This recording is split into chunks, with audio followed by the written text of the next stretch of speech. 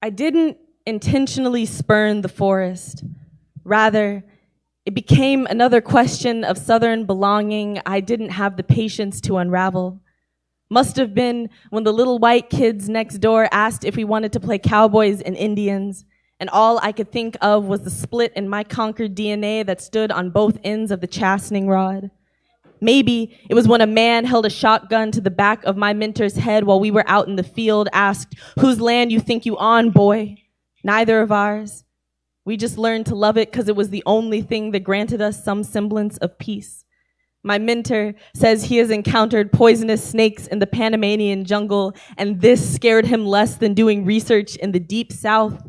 Snakes are usually more afraid of you than you are of them. Same goes for white folks, but Lord, how I prefer a fang to a trigger finger.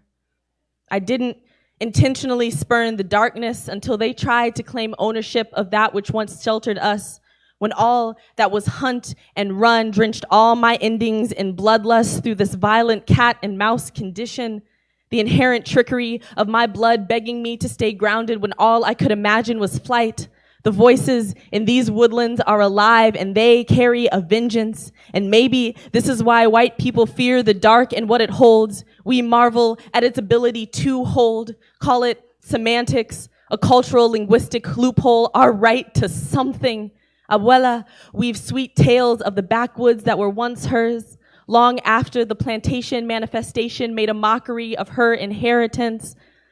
The trees held their secrets in conversation with rope and flame, but I can't help but envision my abuela running, laughing, running not from any one thing, but towards the witching hour our foremothers found refuge in.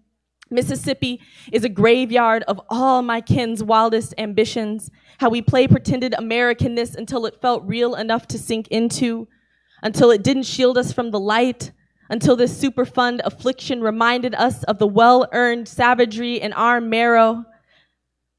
A nation built on killing darkness does not prosper in the light. Rather, it dwindles under its own unearned pursuit for resplendence. I run from what my ancients trusted, and isn't that the most heart-wrenching betrayal of my blood? To deny myself access to the blackest parts of this earth.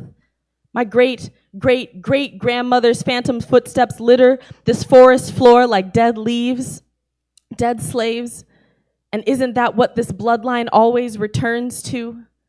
The ill-understood trauma of existing between shadow and soul.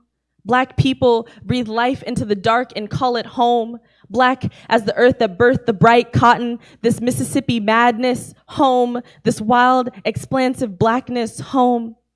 Mississippi, on my good days, I imagine you soft and lazy, draped in all that green, all that darkness, all that unloved black.